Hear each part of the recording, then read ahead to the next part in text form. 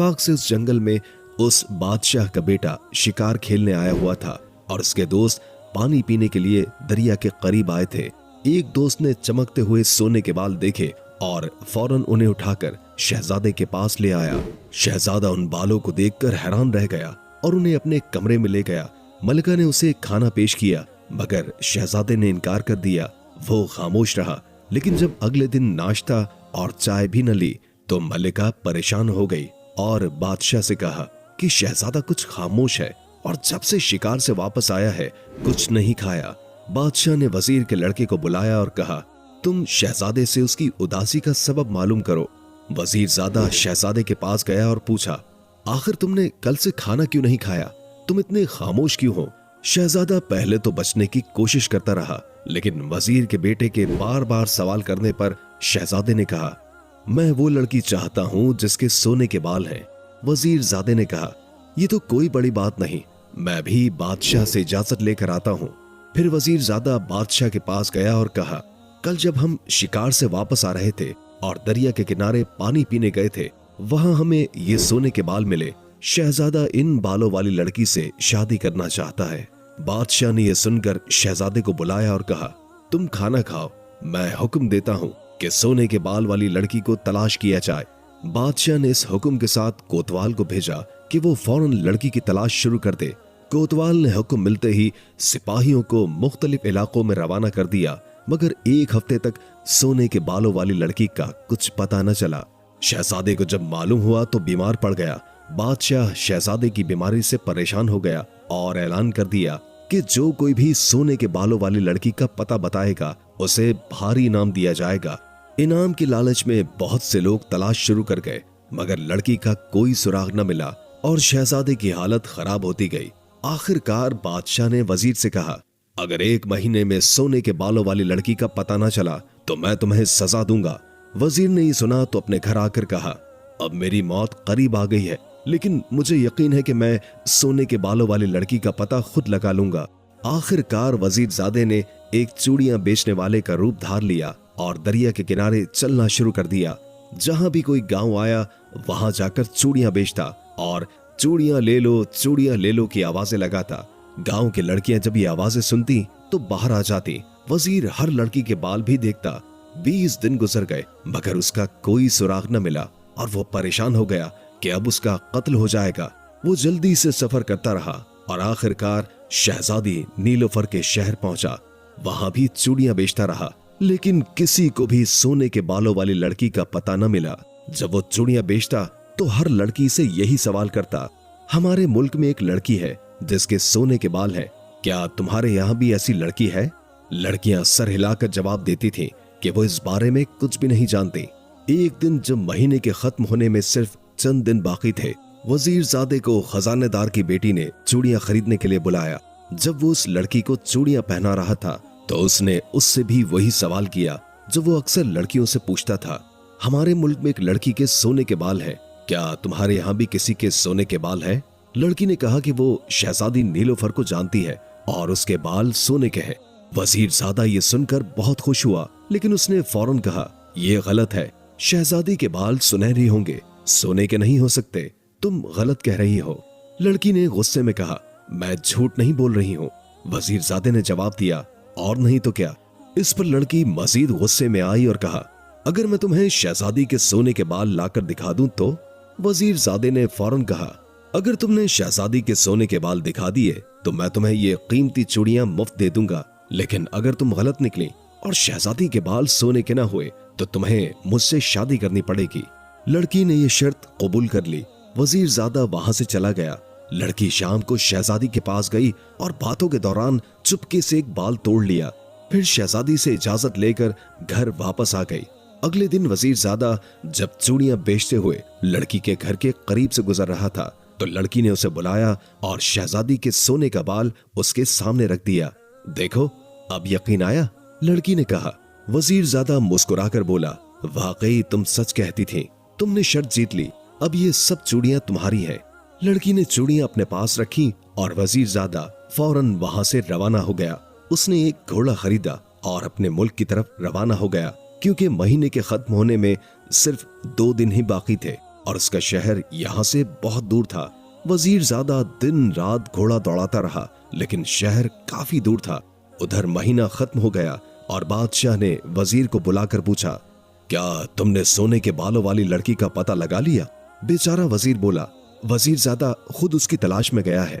बादशाह गुस्से में आ गया और कहा, महीना पूरा हो चुका है और शहजादा सख्त बीमार है, उसके बचने की कोई उम्मीद नहीं रही और तुमने अभी तक कुछ नहीं किया, इसलिए आज तुम्हें कत्ल कर दिया जाएगा। बेचारा वजीर रोता हुआ बादशाह से मिन्नतें करता रहा, लेकिन बादशाह ने गुस्से में कहा, यह नामुमकिन है। शाम के 4 बजे एक बड़े मैदान में सब लोग जमा हो गए। वजीर को पकड़कर उसके हाथ को बांधकर बिठा दिया गया। बादशाह ने जल्लाद को हुक्म दिया कि वजीर का सर काट दिया जाए। जल्लाद ने तलवार उठाई ही थी कि वजीर ज़ादे की आवाज आई, रुको, कत्ल न करो, मैंने सोने के बालों वाली लड़की का पता लगा लिया है। जल्लाद फौरन रुक गया और वजीर की रस्सियां खोल दी गई। वजीर ज़ादा बादशाह के पास आया और कहा, यहाँ से 200 मील दूर बेजू नगर शहर है, वहां की सबसे छोटी शहजादी नीलोफर के बाल सोने के हैं। शहजादा वजीर ज़ादे की बातें सुनकर बहुत खुश हुआ और उसका शुक्रिया अदा किया। वजीर ने बादशाह से कहा कि शहजादा चलने के लिए तैयार है, अगर अल्लाह ने चाहा तो वो कामयाब लौटेंगे। बादशाह ने इस बात पर तैयारी का हुक्म दिया और एक कासिद रवाना किया कि वहां के बादशाह को उनकी आमद की इत्तला दे। चंद दिनों के बाद बादशाह और सल्तनत के बड़े लोग शहजादे के दोस्त वजीर ज़ादे के साथ शहजादी नीलोफर के शहर की तरफ रवाना हुए। ये लोग आराम से सफर करते हुए 12वें दिन शहजादी के शहर में पहुंचे। चूंकि कासिद ने आमद की इत्तला दे दी थी, इसलिए मुल्क के बादशाह ने बड़ी धूमधाम के साथ उनका इस्तकबाल किया और उन्हें आराम से ठहरा लिया। दूसरे दिन बादशाह ने शहजादी नीलोफर से कहा, अब तुम हमें अपनी शराइत बताओ। शहजादी ने जवाब दिया, आप आज दरबार भरें, मैं शहजादे से सवालात पूछूंगी। इसके बाद शहजादी अपनी सहेलियों के साथ कुर्सी पर बैठी और शहजादा कीमती तख्त पर बैठा। दरबार में सल्तनत के बड़े लोग भी मौजूद थे। शहजादी की सहेली ने सबको सलाम किया और फिर शहजादे से सवाल किया, आप हमारी अक्लमंद शहजादी के सवाल का जवाब दें, अक्ल क्या खाती है? ये सवाल सुनकर दरबार में सन्नाटा छा गया और शहजादा परेशान हो गया। वो कुछ समझ नहीं पाया तो उसने वजीर ज़ादे की तरफ देखा। वजीर ज़ादे ने आंखों से इशारा किया। शहजादे ने उसे समझकर कहा, तुम अपनी शहजादी से कहो कि यह सवाल बहुत ही मुश्किल है और मुझे 1 दिन की मोहलत दे ताकि मैं इसका जवाब सोच सकूं। शहजादी की सहेली वापस गई और फिर आकर कहा, शहजादे को 1 दिन की मोहलत दे दी गई है। ये सुनकर बादशाह ने दरबार बर्खास्त कर दिया और सब अपने अपने घरों को रवाना हो गए। रात को बादशाह, शहजादा और दूसरे लोग मेहमान खाने में सो रहे थे। शहजादे ने वजीर ज़ादे से पूछा, इस सवाल का क्या जवाब दूं? वजीर ज़ादा खुद परेशान हो रहा था और कहा, अभी तक मुझे कोई जवाब नहीं आया। रात वजीर ज़ादे ने सोचा, लेकिन कोई हल न मिला। सुबह हुई, सबने नाश्ता किया और फिर सो गए। खाने का वक्त आया मगर जवाब अभी तक नहीं आया। फिर चाय के बाद बादशाह के दरबार में बुलाया गया। बादशाह और उसके दरबारी दरबार में पहुंचे, लेकिन शहजादा गमगीन होकर बड़ी मुश्किल से उठा। वजीर ज़ादा कमरे में बैठा था। जब शहजादा उसे लेने गया तो वजीर ज़ादे की आंखों में आंसू थे। शहजादे ने बड़े अफसोस से पूछा, वजीर साहब, आप इतने गमगीन क्यों हैं? वजीर ज़ादा फौरन दौड़कर शहजादे से लिपटकर मुस्कुरा दिया। शहजादे ने पूछा, तुम्हें खुशी किस बात की हुई? वजीर ज़ादे ने चुपके से शहजादे के कान में कुछ कहा। यह सुनकर शहजादा हंसते हुए बाहर आया। बादशाह ने दोनों को हंसते देखा और सवाल किया, अभी तक तो तुम गमगीन थे और अब हंस रहे हो, आखिर बात क्या है? शहजादे ने कान के पास जाकर धीरे से कुछ कहा। यह सुनकर बादशाह भी खुश हो गया और हंसी खुशी दरबार में ये तमाम लोग पहुंच गए। शहजादा तख्त पर जाकर बैठा। शहजादी की सहेली ने आकर कहा, ऐ शहजादे, हमारी अक्लमंद शहजादी पूछती है कि अक्ल क्या खाती है? शहजादे ने मुस्कुराकर जवाब दिया कि ऐ शहजादी की सहेली, तुम अपनी अक्लमंद शहजादी से कह दो कि अक्ल गम खाती है। शहजादे का इतना कहना था कि सारा दरबार तालियों से गूंज उठा। सबने खुश होकर शहजादे जिंदाबाद का नारा लगाया। बाद में शहजादी की सहेली ने आकर पूछा, ऐ अच्छे, बहादुर और अक्लमंद शहजादे, हमारी नेक दिल, हंसमुख और अक्लमंद शहजादी पूछती है कि ये बताइए कि अक्ल पीती क्या है? दूसरा सवाल सुनकर वो सब अक्लमंद लोग घबरा गए और सारे दरबारी शहजादी के सवाल को सुनकर ताज्जुब करने लगे। शहजादे ने पहले रोज की तरह आज भी एक दिन की मोहलत मांगी और दरबार बर्खास्त हो गया। ये सवाल इस कदर टेढ़ा और मुश्किल था कि सब लोग घबरा रहे थे और आज तो वजीरजादा भी खासा परेशान था। सभी ने अलग अलग जवाबात सोचे। कोई कहता कि अक्ल आंसू पीती है, किसी की राय थी कि अक्ल खून पीती है, बास कहते थे कि फिक्र को पीती है। इसी राय में 24 घंटे गुजर गए और दरबार जाने का वक्त आ गया। कुछ देर के बाद आदमी बुलाने आया और ये सब रंजीदा और खामोश दरबार की तरफ रवाना हुए। रास्ते में बादशाह को गुस्सा आ गया और उसने बड़े गुस्से से कहा, मैं पहले ही कहता था कि ना चलो, मगर ये जिद्दी शहजादा ना माना और आज मुझे और मेरे सब दरबारियों को इसकी वजह से शर्मिंदगी उठानी पड़ेगी। उसे गुस्सा करते देख एकदम वो जोर से हंसने लगा। बादशाह ने उसकी गुस्ताखी पर मुड़कर उसकी तरफ देखा और गुस्से से कहा, तुम्हें शर्म नहीं आती कि हम सब परेशान हो रहे हैं और आज भरे दरबार में जलील होना पड़ेगा और तुम हंस रहे हो। शहजादे ने बड़े अदब के साथ बादशाह के कान में झुककर कुछ कहा और फिर कहने लगा, बादशाह सलामत, मैं तो इसीलिए आपके गुस्से पर हंस रहा हूँ। बादशाह उसकी बात सुनकर मुस्कुराने लगा और फिर वजीरजादे ने शहजादे को बुलाया और चुपके से उससे कुछ कह दिया। पता नहीं क्या बात कही कि शहजादा भी बेइख्तियार हंसने लगा। दरबार में पहुंचे तो शहजादी की सहेली ने कल की तरह आकर फिर शहजादे से पूछा, ऐ अच्छे अक्लमंद शहजादे, हमारी अक्लमंद शहजादी पूछती है कि अक्ल पीती क्या है। शहजादे ने हंसकर जवाब दिया, ऐ अक्लमंद शहजादी की अच्छी सहेली, जाओ शहजादी से कह दो कि ये तो बहुत ही आसान सवाल है। अरे अक्ल गुस्सा पीती है। इतना कहना था कि दोनों सल्तनत के लोग खुशी से उछल पड़े और जोर जोर से वाह वाह वाह वाह कहने लगे। थोड़ी ही देर के बाद शहजादी खुद बुर्का ओढ़कर बाहर आई और शहजादे से कहा, आपने मेरे दोनों सवालों के ठीक ठीक जवाबात दिए हैं और अब आखिरी शर्त यह है कि एक शेर पिंजरे में मुर्दा बंद है। आप पिंजरा खोले बगैर और पिंजरे की कोई चीज तोड़े बगैर उस मुर्दा शेर को पिंजरे में से निकाल दीजिए। ये सुनकर सब लोग बेहद घबराए और शहजादे ने एक दिन की मोहलत मांगी और दरबार बर्खास्त हो गया। जब शहजादा अपने मकाम पर आया तो उसने वजीरजादे से कहा, अब क्या होगा? वजीरजादे ने कहा, ये तो मेरी भी समझ नहीं आ रहा, आप फिक्र न करें, मैं सोचूंगा। दूसरे दिन वजीरजादे ने फिर चूड़ी वाले का भेष बदला और खजांची के मकान पर पहुंचा। लड़की ने जो उसकी आवाज सुनी तो उसे बुला लिया। वहां पहुंचे तो खजांची की लड़की ने कहा, तुम चूड़ी वाले के भेष में हो, तुम शहजादे के कोई साथी मालूम होते हो। पहले भी तुम मुझे धोखा देकर शहजादी का पता चला कर गए थे, बताओ तुम कौन हो? वजीरजादे ने हंसकर कहा, ऐ अच्छी और नेक दिल लड़की, मैं शहजादे का दोस्त हूँ और शहजादे के मुल्क के वजीर का लड़का हूँ। लड़की ने कहा, अब तक तो तुम्हारा दोस्त शहजादा जीत रहा है, मगर आज वो नहीं जीत सकता। लड़की की ये बातें सुनकर वजीरजादा रोने लगा। लड़की ने उसे जो रोते देखा तो कहा, ऐ वजीरजादे, तुम रोते क्यों हो? वजीरजादे ने रोते हुए जवाब दिया, मैं तुमसे शादी करना चाहता हूँ और मुझसे शहजादे ने वादा किया था कि अगर उससे शहजादी की शादी हो जाएगी तो वो यहाँ के बादशाह से कहकर मेरी शादी तुमसे करा देगा, मगर शहजादा शर्त हार जाएगा और उसकी शादी तुम्हारी शहजादी नीलोफर से नहीं होगी। उसका नतीजा ये होगा कि मेरी शादी भी तुमसे नहीं हो सकेगी। मैं इसलिए रो रहा हूँ। लड़की ये सुनकर पहले तो शर्माई और फिर कहा, तुम रो मत, मैं तुमको ही बता देती हूँ कि ये शेर किस तरह पिंजरे के अंदर से निकाला जा सकता है। वजीरजादे ने हंसकर कहा, बताओ।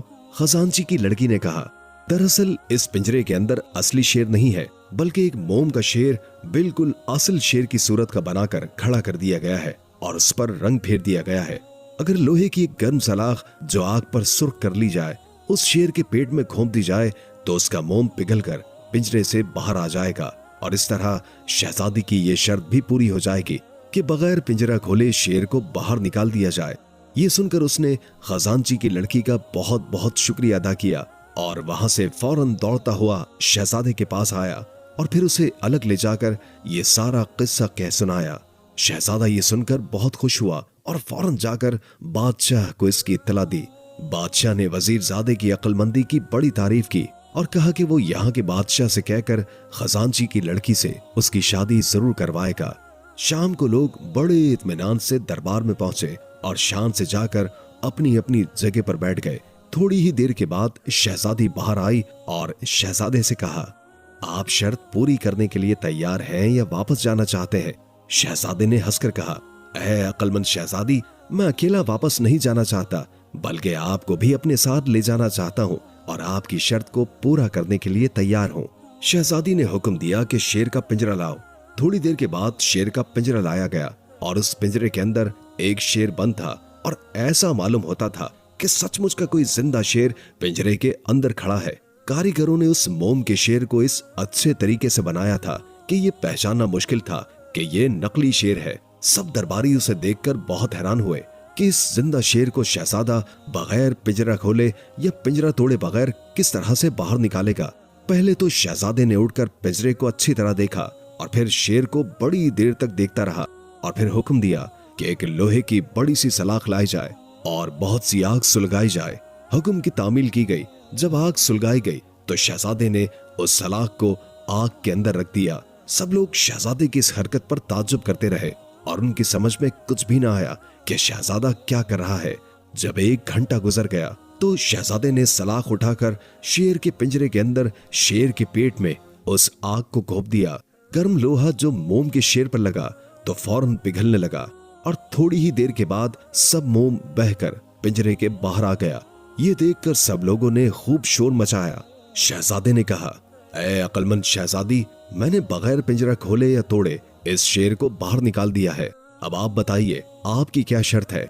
शहजादी शर्माकर ये कहती हुई अंदर चली गई, ऐ अक्लमंद शहजादे, आप सभी शर्तें जीत चुके हैं। शहजादे की शादी बड़ी ही धूमधाम के साथ शहजादी से हो गई। 4 दिन के बाद शहजादे ने उस मुल्क के बादशाह से कहा कि वजीरजादे की शादी इसी मुल्क के खजांची की लड़की से करा दी जाए। इस शादी में शहजादे और बादशाह ने खूब रुपया पैसा खर्च कर दिया और शहजादे की शादी से ज्यादा शानदार तरीके पर वजीरजादे की शादी की गई। इसके बाद शहजादा, शहजादी नीलोफर, वजीरजादा और खजांची की लड़की तमाम दरबारियों को लेकर अपने मुल्क में वापस आ गए। यहाँ कई रोज तक शादी की खुशी में गरीब मोहताजों को खूब रुपया पैसा बांटा गया। कुछ ही दिन के बाद बादशाह ने अपनी जगह शहजादे को बादशाह बना दिया। शहजादे ने अपने दोस्त वजीरजादे को अपना वजीर मुकर्रर किया और वजीरजादे के अब्बा की पेंशन मुकर्रर कर दी और फिर ये सब लोग बड़े ऐशो आराम से रहने लगे और रियाया की